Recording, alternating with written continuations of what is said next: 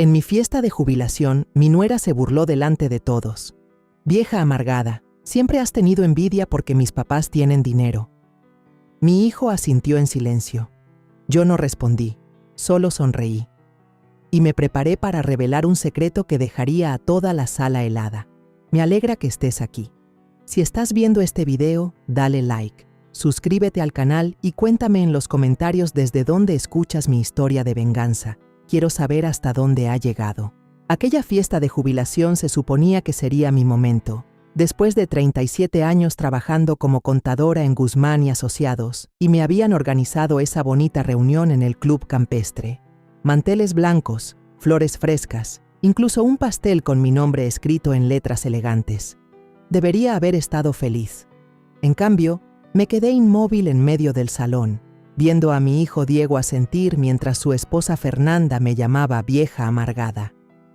«Solo estás amargada porque mis papás tienen dinero», dijo Fernanda. Su voz se escuchó en todo el lugar como una bofetada. Su dedo perfectamente arreglado me señaló con acusación.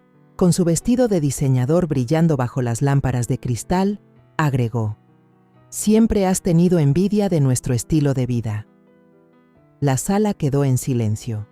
Mis excompañeros de trabajo, mis vecinos, hasta el personal del catering dejaron lo que hacían para observar. Sentí cómo el calor me subía por el cuello, ese ardor familiar de la humillación que no sentía desde niña cuando me regañaban frente a la clase. «¿En serio, mamá?», agregó Diego con un tono casual, casi aburrido. «Ya no sirves de nada. Mejor acepta eso y deja de querer meterte en nuestras vidas. Ya no sirves de nada». Esas palabras resonaban en mi cabeza mientras lo miraba. Ese hombre de 35 años a quien crié sola después de que su padre murió cuando él tenía apenas 8. El niño por el que trabajé turnos dobles, el adolescente a quien mandé a una escuela privada, aunque eso significara cenar tortas de frijoles durante semanas. Fernanda seguía hablando, su voz más chillona con cada palabra. «La verdad, Laura, es vergonzoso cómo intentas competir con nosotros. Sabemos que andas mal de dinero. Diego me contó de tu departamentito, tu carro viejo. Es triste, de verdad». Se giró hacia la gente, actuando como si estuviera en un escenario. «Ella insiste en darnos consejos de dinero cuando apenas puede pagar su mandado. Es patético». Un murmullo recorrió la sala. Vi la lástima en los ojos de la gente. Cómo apartaban la mirada cuando intentaba cruzar miradas. La señora Pérez, mi vecina, hasta negó con la cabeza con tristeza, como si yo fuera un caso de beneficencia. Fue entonces cuando algo dentro de mí se quebró. No un quiebre explosivo de gritos y golpes, sino uno silencioso, de esos que se sienten como una puerta que se cierra para siempre. Respiré hondo y sonreí. No con esa sonrisa falsa que había mostrado toda la noche, sino con una auténtica, de esas que llegan cuando una por fin deja de fingir. «Fernanda, cariño», dije. Mi voz resonó con claridad en la sala en silencio. «Ya que mencionaste el dinero, creo que es momento de hablar de algo». Ella puso los ojos en blanco con exageración. «Ay, aquí vamos, otra cátedra de los $2 millones». La interrumpí sin dejar de sonreír. El color se esfumó de su cara tan rápido que pensé que se iba a desmayar. De hecho, se tambaleó un poco, agarrándose del brazo de Diego para no caer. «¿De qué hablas?», preguntó él, pero ya sin la seguridad confiada de hacía un momento. Me giré para dirigirme a la gente, tal como Fernanda había estado haciendo. «Verán, hace unos años los papás de Fernanda necesitaron un préstamo bastante grande. $2 millones, para ser exactos. Tenían problemas económicos. La boca de Fernanda se abrió y cerró como pez fuera del agua. «No, no puedes». «Sí puedo, y lo estoy haciendo», respondí con calma. El préstamo se hizo hace 3 años con condiciones muy razonables. 5% de interés a pagar en 7 años. Claro que hasta ahora solo han cubierto como 6 meses. La gente me observaba ya, pero no con lástima, sino mirando entre Fernanda y yo con fascinación, como si estuvieran viendo un partido de tenis. «Eso es imposible», murmuró ella, pero la voz se le quebró en las palabras. Metí la mano en mi bolso y saqué mi celular. Con unos toques, abrí la app del banco y mostré la pantalla al público. «¿Alguien quiere ver la documentación del préstamo? Todo es completamente legal». Diego se acercó, entrecerrando los ojos hacia la pantalla. Su cara se puso pálida al ver las cifras. «Mamá, ¿qué es esto? ¿Cómo tienes?» $2,437,612.18, dije en voz clara. Eso es lo que los papás de tu esposa me deben en este momento, incluyendo los intereses que no han pagado. Fernanda soltó un sonido extraño y tuvo que agarrarse del respaldo de una silla para no caerse. Esto debe ser un error. Eres contadora, vives en ese departamentito. Manejas un Honda de 15 años. Sí, manejo un Honda de 15 años, asentí. Y sí, vivo en un departamento pequeño. Pero ya sabes lo que dicen de dar por hecho las cosas, querida. La sala estaba en completo silencio, salvo por el suave jazz que seguía sonando en las bocinas, creando un fondo casi surrealista para la escena que se desarrollaba. «¿Ven?», continué. Mi voz se fortalecía con cada palabra. Tus padres vinieron a mí hace 3 años, desesperados. Su negocio estaba en quiebra y necesitaban capital de inmediato. Se habían enterado por conocidos que yo podía ayudarles. Fernanda negaba con la cabeza, con los ojos desorbitados. No, no, no. Mis padres tienen dinero, siempre lo han tenido. Ellos pagaron nuestra boda. Ellos compraron la casa. Con mi dinero, respondí sin titubear. Todo salió de mí. Cada peso que tus padres han gastado en los últimos 3 años provino de ese préstamo. Diego se dejó caer en la silla más cercana, pálido y confundido. Pero tú siempre dijiste que no tenías mucho. Dijiste que apenas sobrevivías con tu pensión. Dije que vivía de manera sencilla, corregí. Nunca dije que era pobre. La respiración de Fernanda se volvió rápida y entrecortada. No dejaba de mirar a su alrededor como buscando una salida.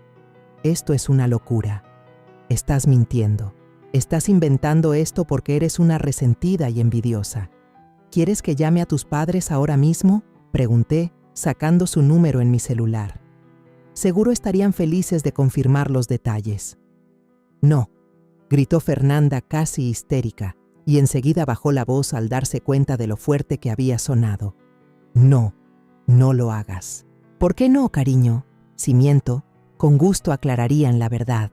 El rostro de Fernanda se desmoronó, y por un instante parecía una niña perdida, en vez de la mujer sofisticada que minutos antes me había destrozado. Por favor, susurró, por favor no hagas esto.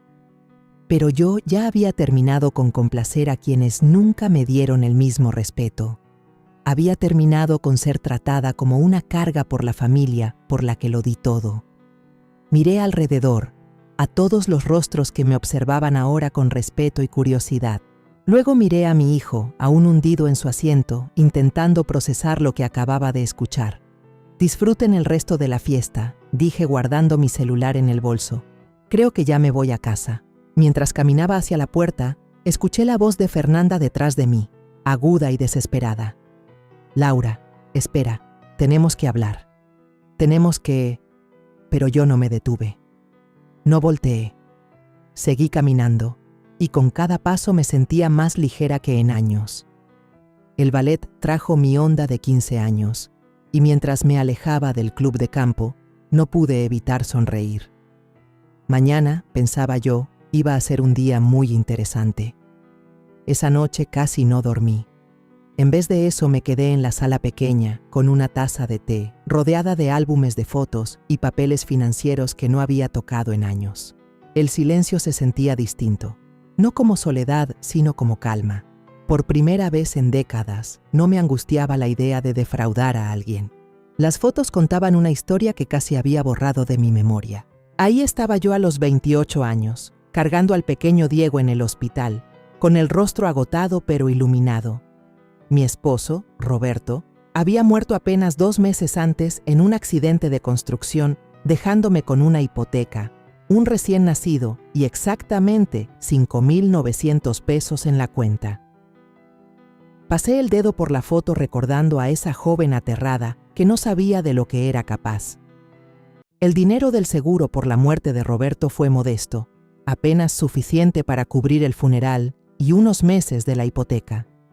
Todos me decían que vendiera la casa, que me fuera con mi madre, que aceptara la ayuda que pudiera, pero algo dentro de mí se negó.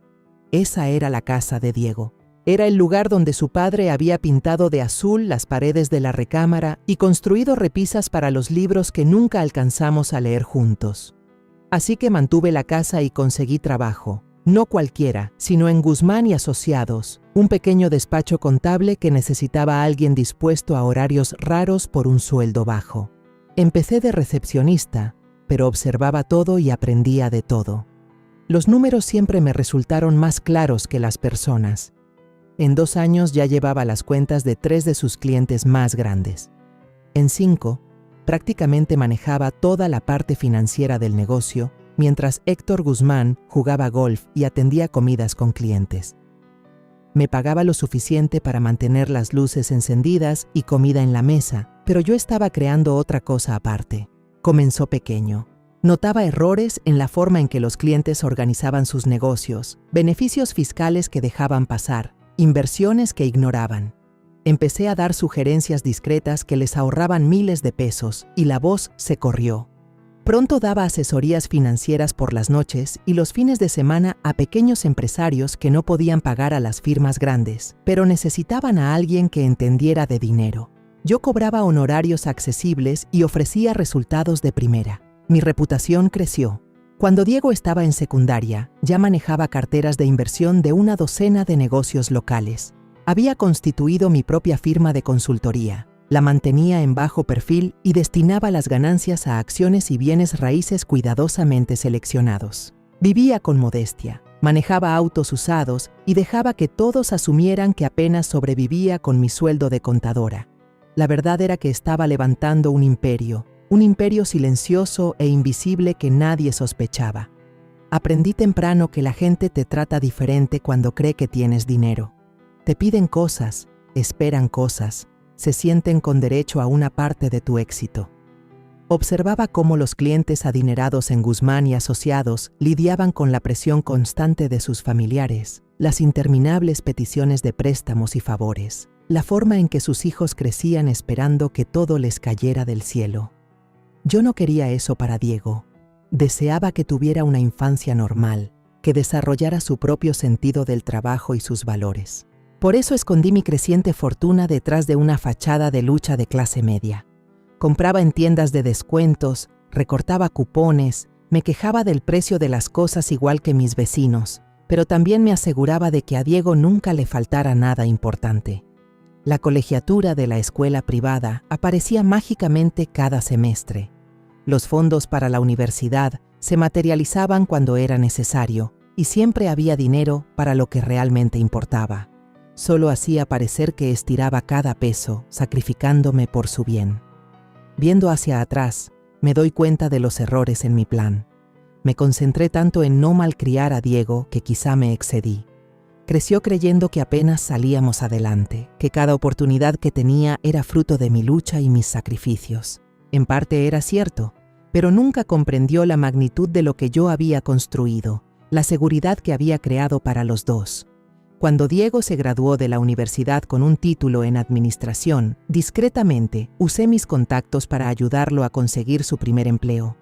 Cuando quiso abrir su propia firma de consultoría, arreglé para que varios de mis clientes fueran sus primeros usuarios. Cuando decidió expandirse, me aseguré de que el banco aprobara su solicitud de crédito. Él pensaba que todo lo lograba por méritos propios, y en muchos aspectos así era. Lo había criado para ser inteligente y trabajador, pero también iba allanando su camino de formas que jamás imaginó. Entonces llegó Fernanda. Recuerdo la primera vez que Diego la trajo a cenar. Era hermosa de esa manera pulida y costosa que hablaba de membresías en clubes exclusivos y vacaciones por Europa. Su ropa era de diseñador, sus joyas auténticas, su seguridad inquebrantable. Observó mi modesto departamento con un desdén apenas disimulado, haciendo pequeños comentarios sobre la decoración pintoresca y el espacio acogedor. Durante la cena, nos contó con lujo de detalle los viajes recientes de sus padres a la Toscana, su nuevo yate, sus planes de comprar un viñedo. Hablaba de dinero con tanta naturalidad que quedaba claro que nunca en su vida había tenido que preocuparse por ello. Cuando mencionó que su padre era dueño de varias agencias de autos en 3 estados, entendí de dónde venía la riqueza. Lo que no entendía era por qué parecía tan empeñada en hacerme sentir menos. Diego me dice que trabajas como contadora. Eso debe ser difícil, llegar a fin de mes con ese tipo de salario. Sonreí con educación y respondí que era un trabajo honesto. No mencioné que acababa de cerrar un contrato de consultoría que me dejaría más en 6 meses de lo que la mayoría ganaba en 2 años. Después de que se fueron, no podía quitarme la sensación de que me habían evaluado y considerado insuficiente. Fernanda había mirado mi pequeño departamento, mi manera de vivir sencilla, y me había descartado como alguien sin importancia. Yo me repetía que no pasaba nada, que su opinión no tenía peso. Pero conforme su relación con Diego avanzaba, empecé a notar cambios en él. Empezó a soltar comentarios sobre mi situación, preguntando si necesitaba ayuda con los recibos, insinuando que quizá me convenía mudarme a un lugar más chico para ahorrar. Su tono sonaba sincero, pero me dolía. Mi propio hijo comenzaba a mirarme con los ojos de Fernanda. La boda fue todo un espectáculo que costó más que una casa de la mayoría de la gente. Los padres de Fernanda no escatimaron. Trajeron flores desde Holanda y contrataron a un cuarteto de cuerdas que había tocado para la realeza europea. Yo llevé un vestido sencillo de una tienda departamental y me senté en la tercera fila, viendo cómo mi hijo se casaba en un mundo que hacía que mi vida pareciera insignificante en comparación. Después de la boda, la distancia se ensanchó. Diego y Fernanda se mudaron a una casa que los padres de ella les habían ayudado a comprar. La amueblaron con antigüedades y obras que costaban más de lo que yo había gastado en muebles en toda mi vida. Cuando iba de visita, me sentía como turista en un museo, con miedo de tocar cualquier cosa. Fernanda siempre era cortés, pero con la cortesía que se le tiene a un prestador de servicios o a un conocido lejano. Me preguntaba por mi trabajo con un interés fingido. Comentaba que mi carrito era simpático. Se ofrecía a acompañarme a comprar ropa mejor. Cada encuentro me dejaba sintiéndome más pequeña, menos importante, y Diego, quizás sin darse cuenta, comenzó a adoptar su manera de ver las cosas. Dejó de pedirme consejo para sus decisiones de negocio. Dejó de llamarme con frecuencia.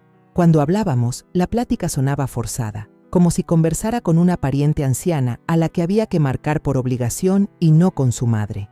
Fue entonces cuando los padres de Fernanda me buscaron. Fue hace 3 años. Un martes en la noche, cuando sonó mi teléfono con un número desconocido. Al otro lado estaba Margarita Morales, la mamá de Fernanda, con la voz apretada por la desesperación. «Laura, espero que no te moleste que te llame», dijo. «Pero estamos en un problema y alguien comentó que tal vez podrías ayudarnos». La historia salió a trompicones. Malas inversiones, caídas del mercado, problemas de flujo de efectivo que se habían salido de control. Las agencias de autos estaban desangrándose, los acreedores ya rondaban y la bancarrota estaba encima. Necesitaban capital de inmediato y los bancos tradicionales ya los habían rechazado. «Escuchamos por conocidos que quizá tienes algunos recursos», dijo Margarita con cuidado. «Conexiones tal vez o conocimiento de prestamistas privados». Estuve a punto de soltar la risa. Era esta mujer que me había menospreciado por años, ahora llamándome para pedir ayuda a la pobre contadora. Pero algo en su tono me detuvo. Un miedo genuino. El terror de perder todo lo que había construido, todo lo que definía la identidad de su familia. Tal vez pude haber dicho que no. Quizá debía hacerlo. Probablemente sí. Pero pensé en Diego, en lo destrozado que estaría si la familia de su esposa lo perdía todo. Pensé en Fernanda, con todos sus defectos, y en cómo aquello arruinaría el mundo en el que había crecido. Y quizás en el fondo creí que esto podía ser un puente, una manera de al fin ser vista como alguien valiosa, digna de respeto. ¿Cuánto necesitan?, pregunté. La cifra fue abrumadora, 2 millones de pesos, más dinero del que la mayoría ve en toda su vida.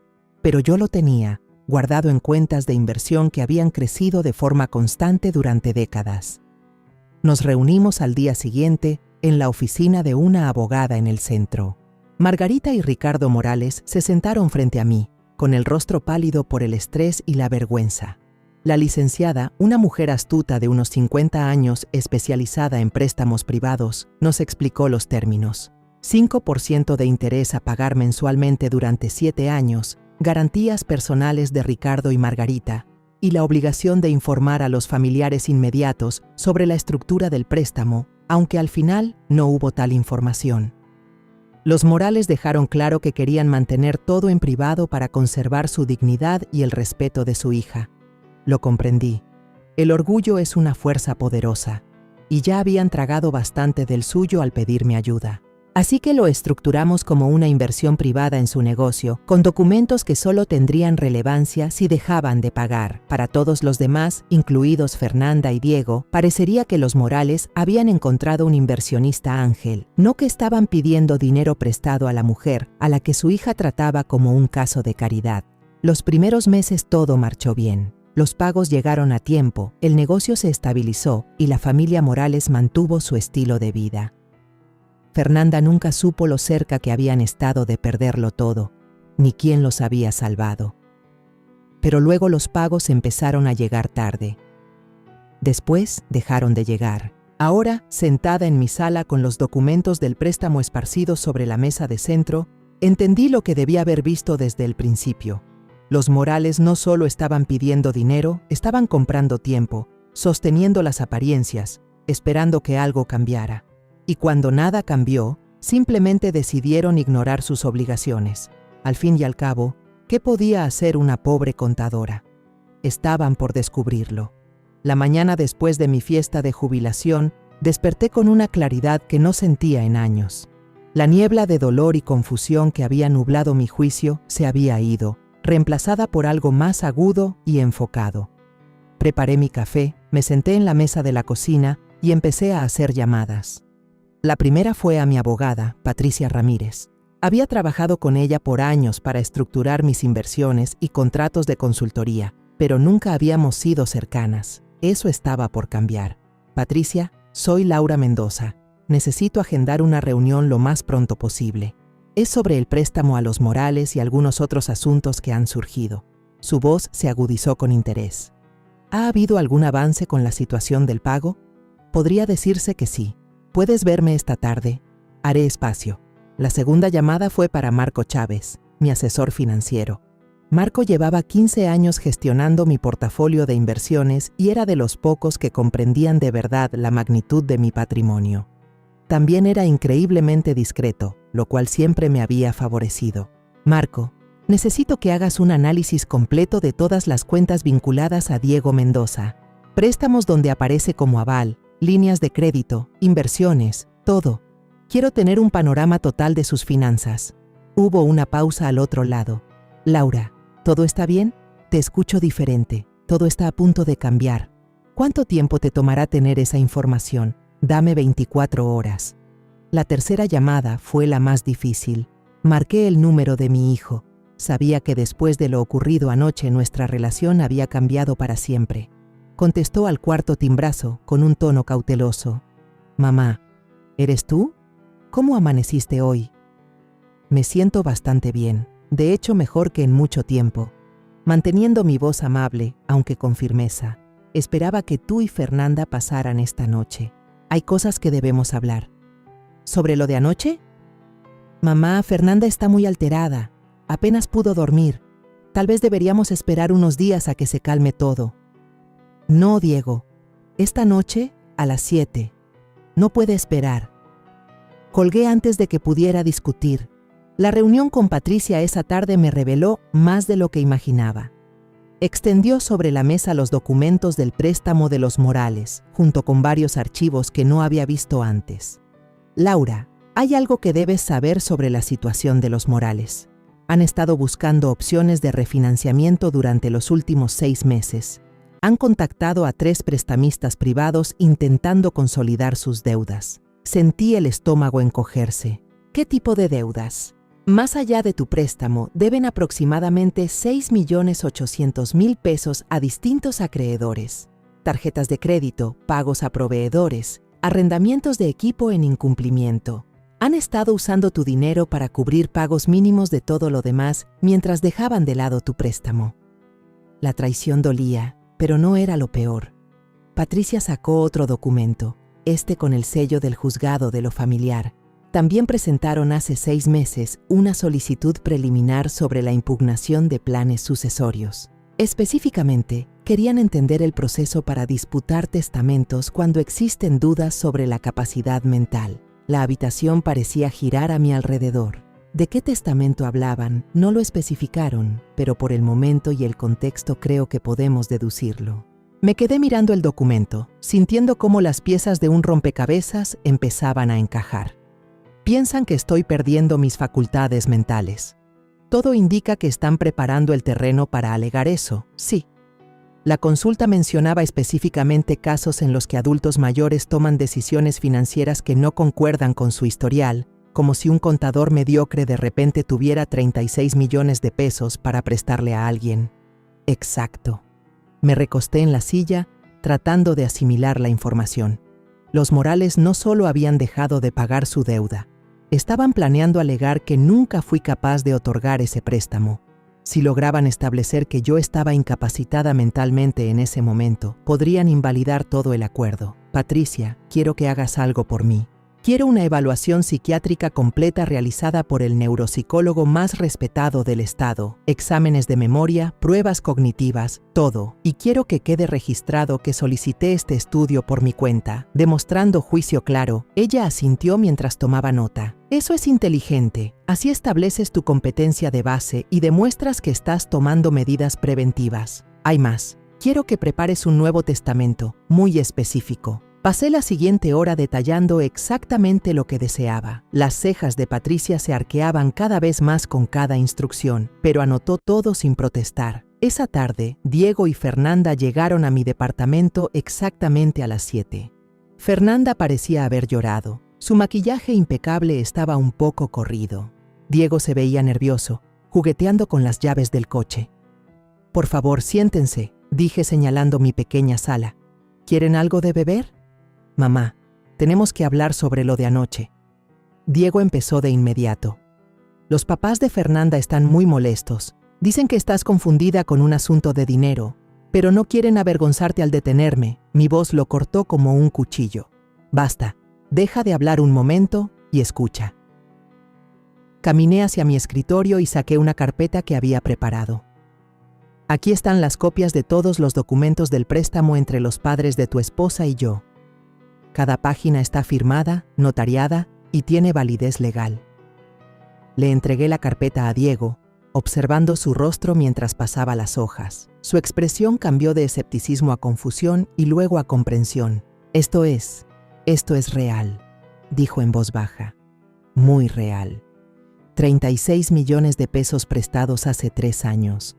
Dejaron de pagar por completo hace 8 meses. La cantidad actual adeudada, incluidos los intereses y sanciones, asciende a 2.612.418 pesos. Fernanda habló al fin, con la voz apenas más alta que un murmullo. «¿Cómo tienes tanto dinero? Lo gané en más de 30 años de invertir con cuidado en consultoría empresarial. Mientras tú pensabas que yo era una anciana miserable que apenas sobrevivía, yo estaba construyendo un portafolio financiero que hacía ver las agencias de autos de tus padres como un simple puesto de limonada». Diego dejó la carpeta sobre la mesa con las manos temblorosas. «Pero nunca lo dijiste. Siempre actuaste como si el dinero fuera escaso. Vives en este departamento pequeño. Manejas ese coche viejo. Porque así lo decido. Porque aprendí hace mucho que cuando la gente sabe que tienes dinero, te miran como un recurso y no como una persona». Miré directamente a Fernanda. «Tus padres vinieron a mí porque estaban al borde de la quiebra. Me rogaron que los ayudara. Juraron que serían puntuales con los pagos. Suplicaron que todo quedara en secreto para proteger su dignidad. Acepté porque pensé que así ayudaría al matrimonio de mi hijo». El rostro de Fernanda se había puesto completamente pálido. Me dijeron que habían encontrado un inversionista, un empresario que confiaba en la compañía. Yo soy ese empresario, Fernanda. Fui quien salvó a tus padres de perderlo todo. Hice posible que mantuvieran su estilo de vida, que siguieran financiando tus gustos caros, que conservaran su lugar en tu círculo social. Diego se pasó las manos por el cabello, un gesto que recordaba de su infancia cuando se sentía rebasado. No entiendo. Si tienes todo este dinero, ¿por qué nos dejaste pensar lo contrario? ¿Por qué me dejaste preocuparme por tu jubilación, por tu seguridad futura? El quiebre en su voz casi me hizo vacilar, pero seguí adelante porque quería que me amaras por quien soy, no por lo que tengo. Quería saber que valorabas nuestra relación, no solo mi capacidad de resolver tus problemas con dinero. ¿Y ahora?, preguntó Fernanda, con la voz hueca. Saqué mi celular y les mostré una aplicación de grabación. Ahora sé exactamente lo que piensan de mí. Anoche, frente a 50 personas, me llamaron amargada, patética, inútil. Dejaron claro que me ven como una carga, una vergüenza. Reproduje un fragmento del audio de la noche anterior, sus propias voces llenando la pequeña sala con palabras crueles. Fernanda se estremeció al escucharse llamándome bruja vieja y amargada. Grabé todo, dije simplemente. Toda la conversación está documentada. Diego se inclinó hacia adelante, con el rostro desesperado. ¿Mamá? Estábamos molestos. Dijimos cosas que no sentíamos, ¿no, Diego? Tú dijiste exactamente lo que querías decir. Dijiste lo que llevabas años pensando, lo que Fernanda te ha repetido sobre mí, que no valgo nada, que no tengo nada que aportar, que mi presencia en sus vidas es una molestia. Me levanté y caminé hacia la ventana, observando las luces de la ciudad. Lo que no sabes es que he sostenido su estilo de vida durante años. Esa firma de consultoría que iniciaste, 3 de tus primeros 5 clientes, fueron empresas que yo te recomendé. El préstamo bancario para tu expansión lo avalé en silencio a través de una empresa subsidiaria. El silencio a mis espaldas era ensordecedor. Esa casa donde viven la ayudé a estructurar financieramente para ahorrarles cientos de miles de pesos en impuestos e intereses. Sus cuentas de retiro, su portafolio de inversión, incluso la colección de joyas de Fernanda. Todo fue posible gracias a mis consejos, mis contactos y mi apoyo económico directo, del que jamás supieron. Me giré para enfrentarlos. Diego se veía destrozado, mientras que Fernanda parecía en shock. Pero lo realmente interesante es lo siguiente, continué, con la voz cada vez más fría. Hoy descubrí que tus padres no solo han estado ignorando su deuda conmigo, sino que han estado planeando declararme mentalmente incapaz para anular por completo el préstamo. La boca de Fernanda se abrió y cerró sin emitir sonido. Presentaron solicitudes ante el juzgado sucesorio para impugnar testamentos y planes patrimoniales. Han estado preparando todo para alegar que yo estaba incapacitado mentalmente cuando otorgué el préstamo y que era imposible que tuviera esa cantidad de dinero para prestar. Diego me miró con horror. No lo harían, no podrían, claro que podían, y planeaban hacerlo con tu ayuda. ¿Qué quieres decir? Saqué el documento final de mi carpeta. Esta es una declaración elaborada por un investigador privado que contraté. Detalla las conversaciones que has tenido con los padres de Fernanda en los últimos 6 meses sobre mi supuesto deterioro mental y tus preocupaciones sobre mi comportamiento errático con el dinero. El rostro de Diego palideció. Eso no es. Nunca dije que fueras incompetente. Solo me preocupaba por ti, por algunas decisiones que estabas tomando. ¿Qué decisiones, Diego? Como vivir en este departamento pequeño cuando podías costear algo mejor. Como conducir ese coche viejo. Como no tomar vacaciones ni disfrutar de tu jubilación. Parecía que estabas acumulando dinero de manera irracional o que tal vez no entendías tu propia situación financiera. Las piezas encajaron con una claridad devastadora, así que cuando los padres de Fernanda necesitaron testigos de carácter para respaldar su reclamo de que yo no era mentalmente competente para tomar decisiones financieras grandes, contaban con tus observaciones preocupadas como prueba. Yo no lo sabía, susurró Fernanda. No sabía que planeaban algo así, pero tú sí estabas enterada del préstamo. No al principio, me lo dijeron el mes pasado, cuando dejaste de contestar sus llamadas sobre los pagos. Dijeron que estabas confundida, que pensabas que ellos te debían dinero, pero que todo era un malentendido. Me reí, aunque sin pizca de gracia. Un malentendido de 34 millones de pesos. Dijeron que ya estabas envejeciendo, que quizá confundías el dinero de tus clientes con el tuyo. Estaban buscando la manera de manejarlo con suavidad, sin avergonzarte ni meterte en problemas. ¡Qué considerados! Diego se levantó de golpe y empezó a caminar por la sala. Esto es una locura. Todo esto es una maldita locura. Resulta que mi madre es millonaria. Mis suegros son unos estafadores y la familia de mi esposa ha estado planeando destruirte legalmente. Ese es un resumen bastante acertado. Se volvió hacia mí con expresión desesperada. ¿Qué pasa ahora? Yo lo miré, recordando cómo había permitido que su esposa me destrozara mientras él fingía que yo no merecía su atención. Luego fijé la vista en Fernanda, tan hermosa como arrogante, sin estar lista para el mundo que estaba a punto de desplomarse sobre ella. Ahora, dije en voz baja, ambos van a aprender lo que realmente cuesta tratar a alguien como desechable. A la mañana siguiente comencé a desmontar el sistema invisible que había sostenido la vida de mi hijo con la precisión metódica de un cirujano retirando un tumor. Cada corte era limpio, calculado e irreversible. Mi primera parada fue en el Banco Nacional de México, donde había mantenido relaciones de negocios por más de 20 años. Jaime Montero, vicepresidente senior, me recibió con la calidez reservada a los clientes cuyos portafolios inspiran respeto. Laura, qué gusto verte. ¿Cómo estuvo tu fiesta de jubilación?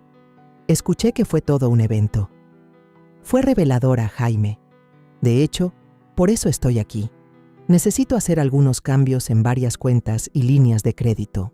Nos sentamos en su oficina, rodeados de muebles de caoba y fotos de Jaime con distintos personajes locales. Saqué una carpeta con documentos de préstamo y contratos de aval que Diego nunca supo que existían. Necesito retirarme como garante de la línea de crédito de la consultora Mendoza, dije, deslizando los papeles sobre su escritorio. Jaime frunció el ceño mientras los revisaba. Esta es una línea considerable, Laura. 12.7 millones de pesos. Tu garantía fue lo que hizo posible este préstamo. Sin ella, el crédito tendrá que reestructurarse únicamente con los activos y flujo de efectivo actuales de la empresa, lo cual puede que no alcance las mismas condiciones ni la misma cantidad. Ese es un problema que le toca resolver al señor Mendoza. Jaime me observó detenidamente, comprendiendo que no se trataba de una decisión de negocios cualquiera. ¿Estás segura de esto? Una vez que hagamos el cambio, no habrá manera de revertirlo sin iniciar de nuevo todo el proceso. Estoy completamente segura. La segunda parada fue en Inversiones del Valle, donde Marco Chávez administraba mi portafolio. Su oficina era más moderna que la de Jaime, con paredes de vidrio, estructuras de acero y arte abstracto. Sin embargo, la charla fue igual de directa. El análisis que solicitaste está listo, dijo Marco mientras me entregaba un informe voluminoso. La situación financiera de tu hijo es más frágil de lo que imaginaba. Pasé las páginas y confirmé en blanco y negro lo que sospechaba. El negocio de consultoría de Diego estaba cargado de deudas, sostenido por líneas de crédito que yo había avalado y clientes que yo misma le había recomendado. Sus finanzas personales estaban al límite, con pagos de hipoteca de una casa que valía menos de lo que debía, mensualidades de 2 autos de lujo y deudas de tarjeta que no dejaban de crecer. Sin los ingresos de esos 3 clientes principales, su flujo de efectivo sería negativo en menos de 60 días. Explicó Marco. Esos 3 clientes eran empresas con las que yo había trabajado durante años, negocios que encaminé hacia Diego cuando apenas comenzaba. Ellos seguían con él en parte por lealtad hacia mí y en parte porque yo, en silencio, revisaba sus entregas y corregía lo necesario para garantizar su satisfacción. Quiero que te pongas en contacto con Reynolds Manufacturing, Grupo Hidalgo y Pérez Logistics, dije. Infórmales que yo misma asumiré directamente sus cuentas a partir de este momento. Marco alzó la ceja. Eso representa aproximadamente el 60% de los ingresos de Mendoza Consulting. Sí, así es. Laura, tengo que preguntarte, ¿todo está bien? Estas parecen medidas muy drásticas. Recordé las palabras de Diego la noche anterior, su desprecio, la manera en que me dio por inútil. Todo está exactamente como debe estar, Marco. Mi tercera parada fue la más complicada. Margarita Morales aceptó verme para almorzar en el club de campo, donde apenas 2 días antes se había celebrado mi fiesta de retiro. Se veía más avejentada de lo que recordaba, con arrugas más profundas alrededor de los ojos y su compostura habitual ligeramente quebrada. Laura, gracias por aceptar reunirte. Espero que podamos resolver esto de forma amistosa. Nos sentamos en una mesa tranquila con vista al campo de golf, la misma donde Fernanda me llamó patética frente a todos mis colegas. La ironía era evidente. Margarita, voy a hablarte sin rodeos. Sé de las investigaciones en el tribunal sucesorio. Conozco tus planes de impugnar mi capacidad mental y también sé que has estado usando dinero de mi préstamo para cubrir otras deudas, mientras ignorabas lo que me debías. Su rostro palideció, aunque mantuvo la compostura digna. No sé de qué hablas. Coloqué una carpeta sobre la mesa entre nosotras. Aquí están las copias de cada movimiento financiero de tu familia en los últimos 6 meses, gracias a un contador forense muy meticuloso. ¿Quieres que los lea en voz alta? Las manos de Margarita temblaron un poco mientras alcanzaba su vaso de agua. ¿Cómo lo conseguiste? Esa información es privada. No cuando tienes un adeudo de 34 millones de pesos. No lo es. Mis abogados han sido muy exhaustivos. Abrí la carpeta y empecé a leer. 15 de marzo. Pago a Banamex 380,800 pesos. 18 de marzo. Pago a Volkswagen Financiera 151,600 pesos. 22 de marzo. Pago a la tarjeta de crédito de Fernanda 248,000 pesos. La compostura de Margarita finalmente se quebró. Por favor, detente. 3 de abril, transferencia a la cuenta de Fernanda para sus vacaciones en Europa, 476,000 pesos. 7 de abril, pago al Country Club por su despedida de soltera, 105,400 pesos. Te digo que pares. Cerré la carpeta. Cada uno de esos pagos fue realizado con dinero de mi préstamo. Dinero que prometiste usar para estabilizar tu negocio. En cambio, has estado financiando el estilo de vida de tu hija mientras planeabas declararme mentalmente incapaz para no devolverme el dinero. Margarita bajó la mirada hacia su ensalada intacta. Su voz apenas fue un susurro.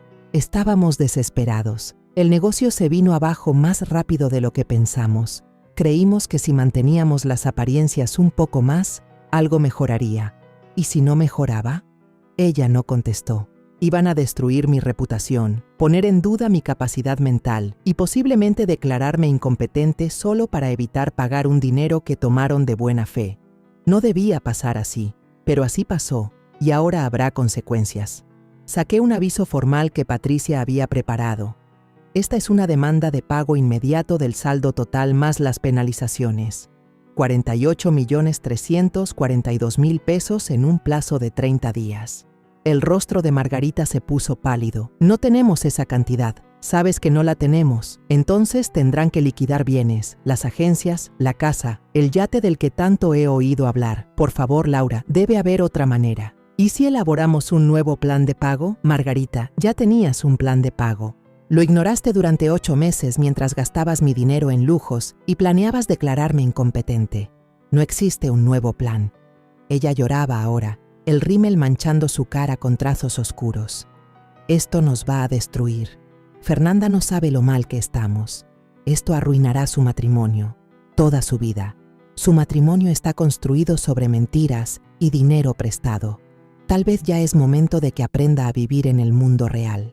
Me levanté para irme, pero Margarita me tomó del brazo con desesperación. Espera, hay algo más que necesitas saber sobre Diego. Me volví a sentar intrigada a pesar de mí misma. Fernanda llevaba meses trabajando en él, convenciéndolo de que te estabas volviendo inestable. Ha estado registrando cada conversación que han tenido, cada decisión que para ella parecía extraña. Estaba armando un caso. ¿Un caso para qué? ¿Para que te declararan incapaz? Quería que Diego solicitara la tutela legal de tus asuntos. Sentí que el restaurante se inclinaba a mi alrededor. Tutela. Lo convenció de que necesitabas protección contra ti misma, que estabas tomando malas decisiones económicas y que alguien tenía que administrar tu dinero antes de que lo perdieras todo. Una furia helada me recorrió el pecho. Ella quería el control de mis bienes. Pensaba, como todos, que quizás yo tenía ahorrados unos cientos de miles de pesos. Suficiente para que valiera la pena manejarlo, pero no tanto como para importar a largo plazo. ¿Y Diego estuvo de acuerdo con eso? Margarita asintió con pesar. Él te quiere, Laura, de verdad te quiere. Pero Fernanda lo hizo ver como si te estuviera protegiendo. Le mostró artículos sobre abusos financieros contra adultos mayores, historias de ancianos que perdieron sus ahorros en estafas. Lo hizo creer que tomar el control de mis finanzas era un acto de amor. Me quedé mirando el campo de golf, procesando esa información. Mi propio hijo había estado dispuesto a quitarme mi autonomía, a tratarme como a una niña incapaz de manejar sus propios asuntos, todo porque su esposa lo convenció de que era por mi bien. ¿Cuándo iba a ocurrir eso? Pronto, Fernanda esperaba un incidente más, algo que pudiera señalar como evidencia de mi deterioro. Creía que mi fiesta de jubilación podría servirle de oportunidad. Y lo hizo, ¿no?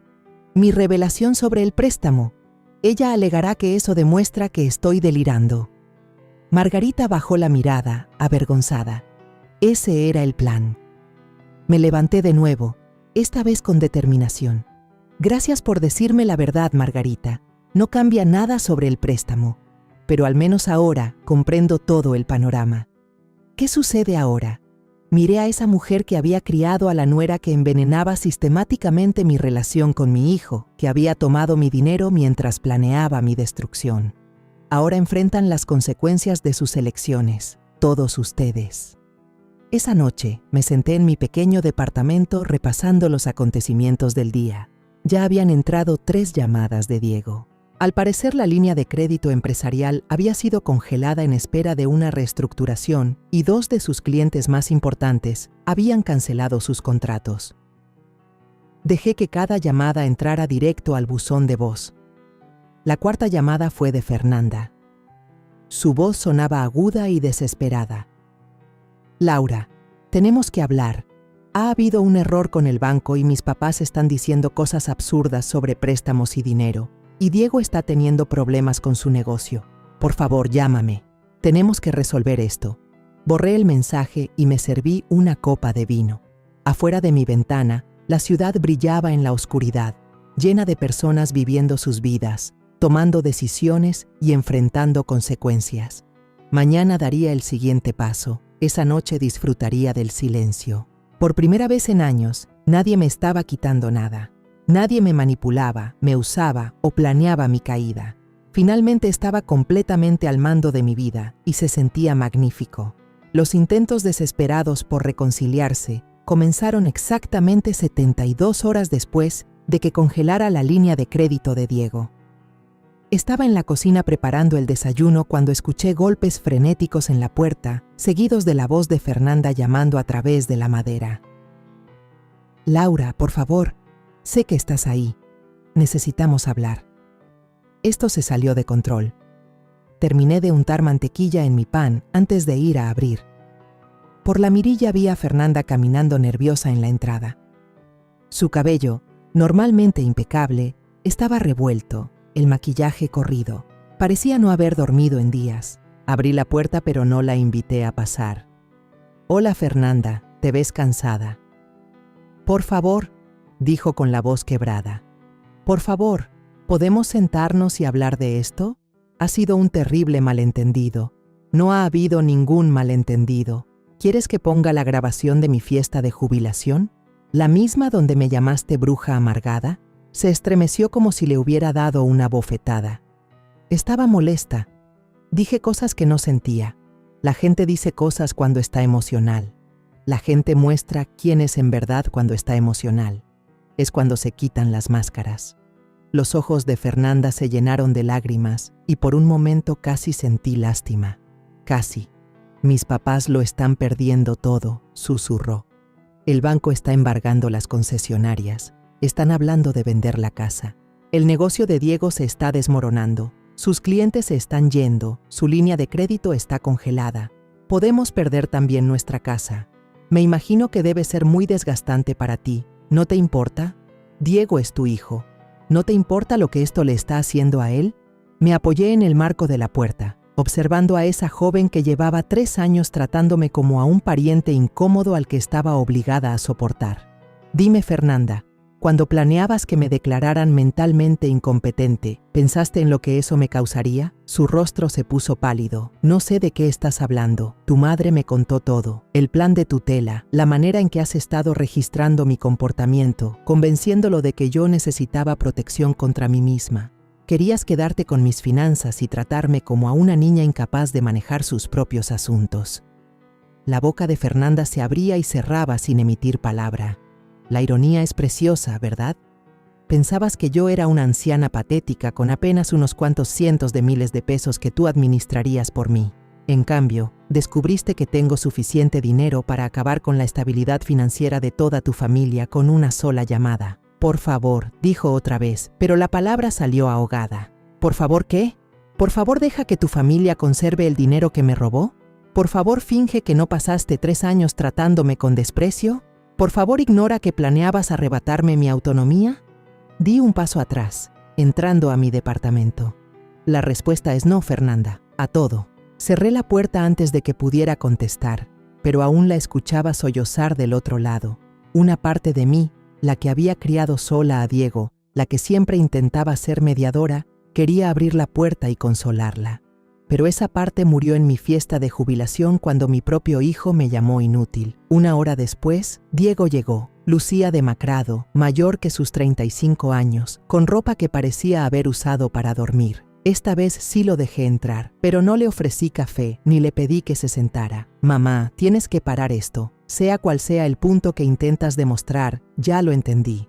Estás enojada y tienes todo el derecho, pero esto está destruyendo a gente inocente. ¿Gente inocente? Alcé una ceja. Tu esposa planeaba que me declararan incapaz para controlar mi dinero. Tus suegros me pidieron prestados 2 millones de pesos y luego planeaban alegar que yo no tenía capacidad mental para haber hecho ese préstamo. ¿Dónde ves la inocencia en todo esto? Diego pasó las manos por su cabello, un gesto tan familiar de su infancia que me apretó el corazón a pesar de todo. No sabía nada de eso.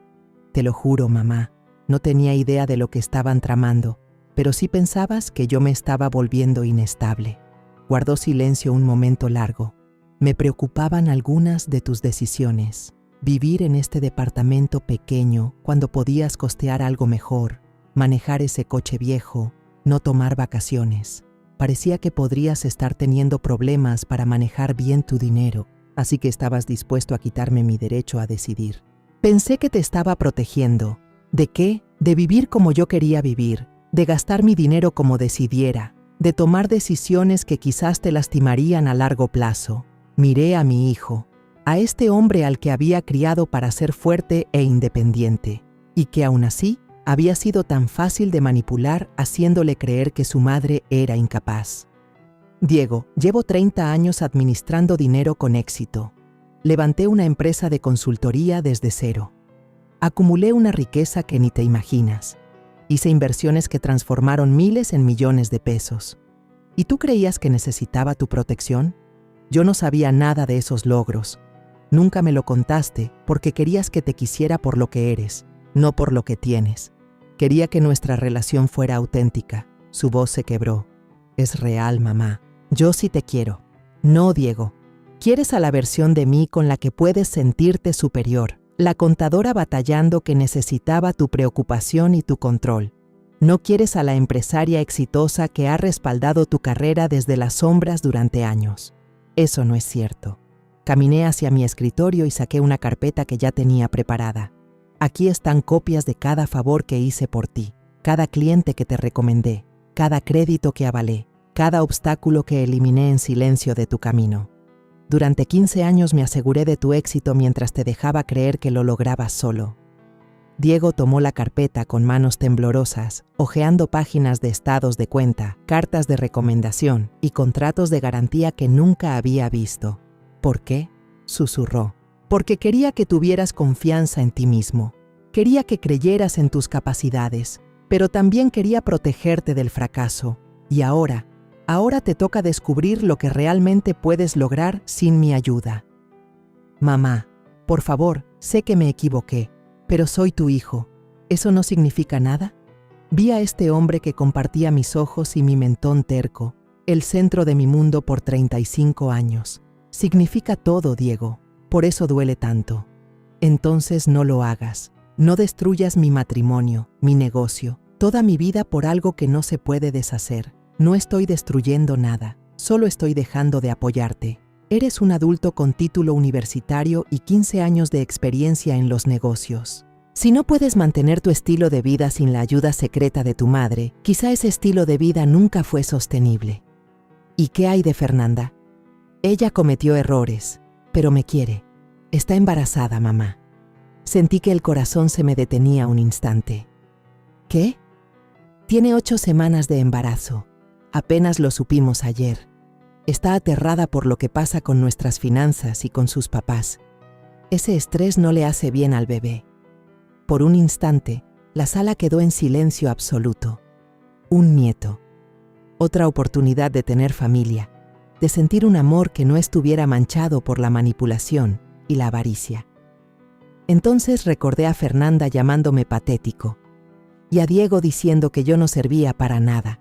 Los papeles de tutela que me hubieran quitado la autonomía. Felicidades, murmuré. Mamá, por favor, por el bien del bebé, ¿no podemos buscar una forma de arreglar esto? Caminé hacia la ventana, mirando la ciudad que había sido mi hogar durante tantos años. En algún lugar, Margarita y Ricardo Morales probablemente estaban con abogados de quiebras. En otro rincón, Fernanda lloraba sobre estados de cuenta y avisos de embargo. Te propongo un trato, dije al fin. El rostro de Diego se iluminó con esperanza. Pago total del préstamo de los Morales en un plazo de 60 días.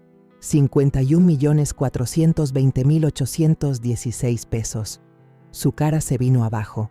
Sabes que no tienen esa cantidad de dinero. Entonces tendrán que liquidar bienes, casas, negocios, inversiones, joyas, todo. Eso los dejará sin nada. Les quedará la salud y la libertad. Eso es mucho más de lo que planeaban dejarme a mí. ¿Y mi negocio? ¿Qué hay de las garantías que retiraste? Tu negocio triunfa o fracasa por tu propio mérito ahora, no más ayuda mía. ¿Y nosotros? ¿Qué hay de nuestra relación? Me giré para enfrentarlo, memorizando sus facciones como si fuera la última vez que lo veía. Eso depende completamente de ti, Diego, de si puedes amar y respetar a la verdadera yo. No solo a la versión que creías poder controlar. Ya lloraba. Lágrimas silenciosas corrían por su rostro. Nunca quise controlarte. Pensé que te ayudaba. Lo sé. Eso es lo que lo vuelve tan trágico. Cuando se fue, me quedé en mi departamento callado mientras la tarde se desvanecía en la noche. El silencio ahora se sentía distinto, más pesado. Estaba obteniendo lo que exigí: respeto, reconocimiento, consecuencias para quienes me habían herido. Pero el costo era más alto de lo que imaginaba. Venía un nieto, y quizá jamás lo conocería. Mi hijo quizá nunca me perdonaría por esto. La familia que había cuidado y protegido durante 35 años se desmoronaba a mi alrededor. Pero por primera vez en mucho tiempo, nadie se aprovechaba de mí. Nadie me manipulaba ni planeaba mi caída. Al fin era libre de ser exactamente quien era, sin disculpas ni explicaciones. La pregunta era, ¿valía la pena la libertad si el precio era quedarse sola? Me serví una copa de vino y contemplé cómo el sol se ocultaba sobre la ciudad, sabiendo que el día siguiente traería nuevos retos, nuevas decisiones, nuevas consecuencias. Pero esa noche, yo era simplemente Laura Mendoza, empresaria exitosa, millonaria, sobreviviente. Y con eso tendría que bastar. 6 meses después, me encontraba en el vestíbulo de la Torre del Sol, usando un traje azul marino hecho a la medida que costaba más que el sueldo mensual de la mayoría. El mármol brillaba bajo mis pies, reflejando las lámparas de cristal que bañaban el espacio con luz cálida. Ese edificio ahora me pertenecía, uno de los 3 inmuebles comerciales que había comprado en el último mes. El elevador me llevó al piso 15, donde las puertas de vidrio llevaban la inscripción Mendoza Financial Consulting, gestión privada de patrimonio.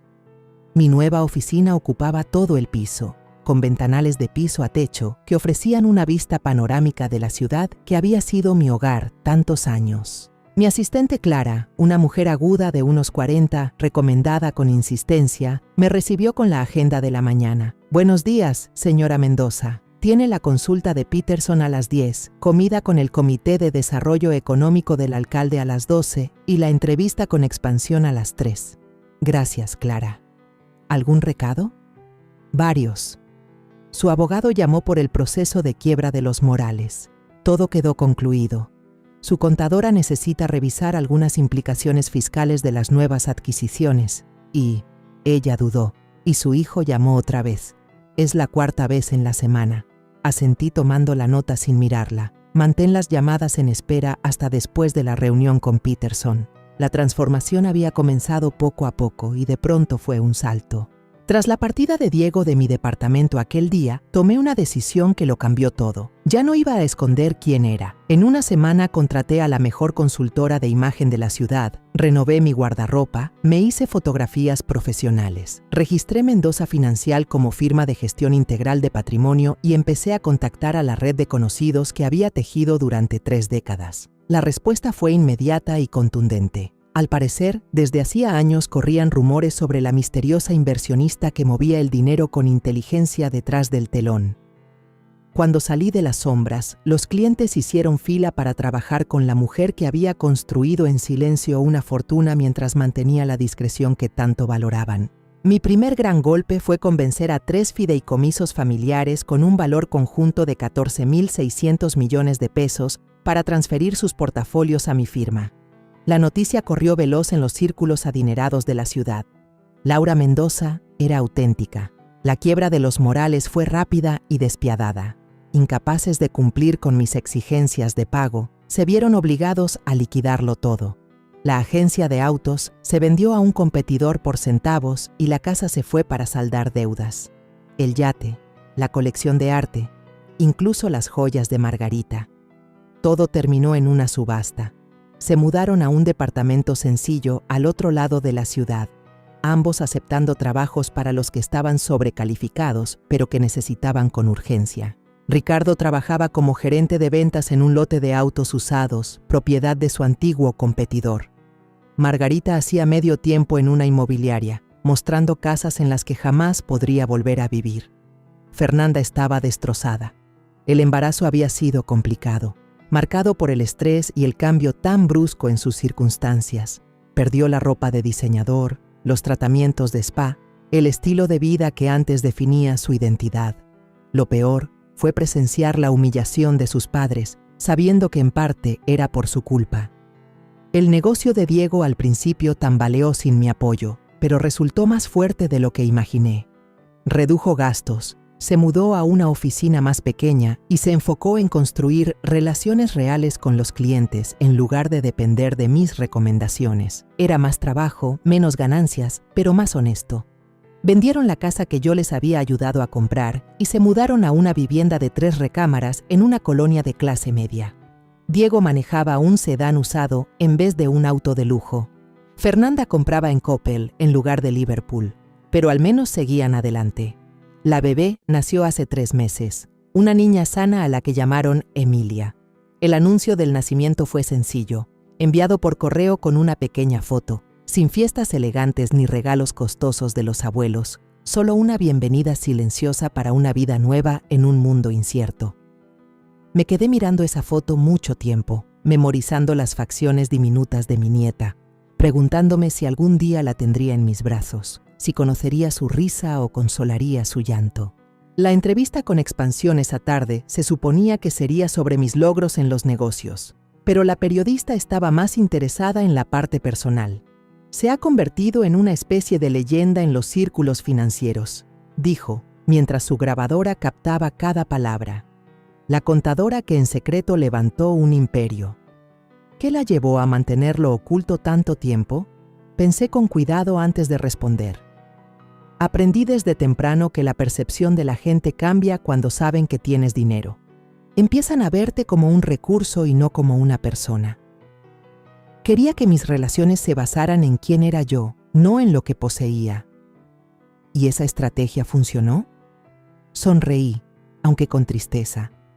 Reveló exactamente lo que en verdad valían mis relaciones. Han pasado 6 meses desde que se distanció de su hijo. ¿Se arrepiente de cómo manejó la situación? Me pesa que haya sido necesario. No me arrepiento de defenderme. ¿Qué haría falta para una reconciliación? Esa pregunta me acompañó mucho tiempo después de la entrevista. ¿Qué haría falta? Una disculpa sería un comienzo, pero no bastaría. Un cambio real, respeto genuino, reconocimiento del daño causado. Todo eso necesita tiempo para nacer y aún más para demostrarse. Esa noche lo seguí pensando. Estaba revisando propuestas de adquisición en mi departamento de lujo. Finalmente me había mudado de mi modesto alquiler cuando el portero me llamó.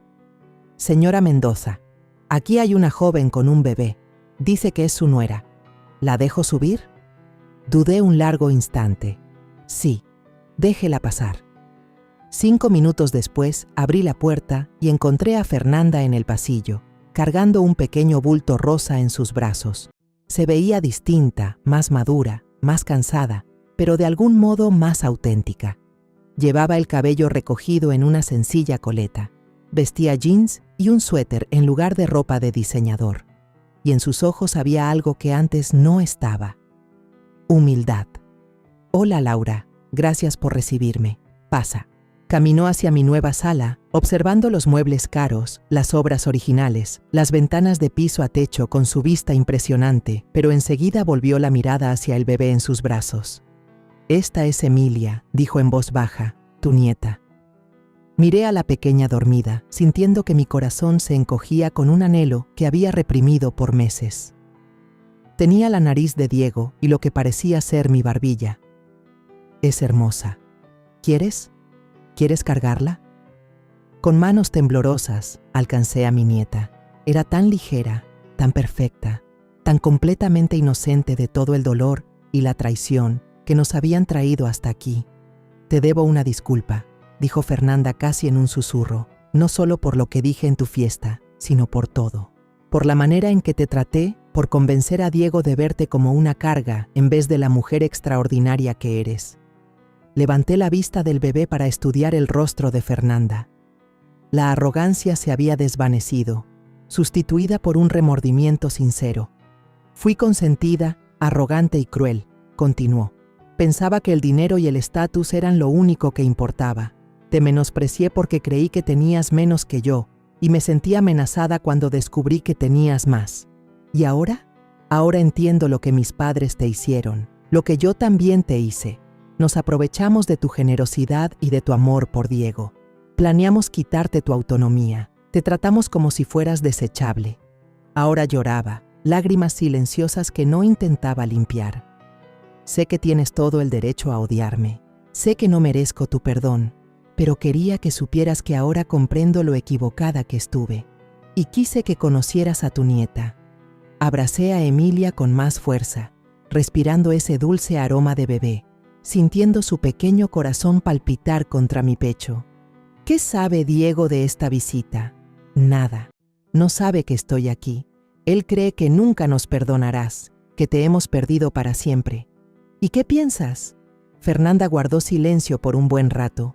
Creo que sería justo, pero espero que algún día nos des la oportunidad de recuperar tu confianza. Eso tomaría tiempo. Años, probablemente. Lo sé.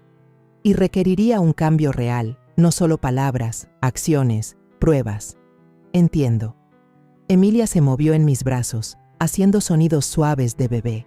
Miré su carita perfecta y sentí que algo se movía dentro de mí. La rabia seguía allí, el dolor, la traición. Pero también había amor. No por Fernanda, no todavía, sino por esta niña inocente que merecía algo mejor que la herencia de dolor que su familia había creado. No estoy lista para perdonar, dije al fin. Puede que nunca lo esté, pero estoy dispuesta a considerar la posibilidad de que las personas puedan cambiar. El rostro de Fernanda se iluminó con esperanza. Pasos pequeños, advertí, visitas supervisadas con Emilia, terapia familiar con Diego, transparencia total sobre tus finanzas y decisiones.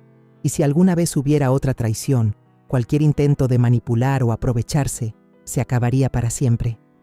Sí, respondió de inmediato. Sí, absolutamente. ¿Y Fernanda? Sí, ya no soy la misma mujer que escondía sus logros para no incomodar a otros. Nunca más fingiré ser menos de lo que soy.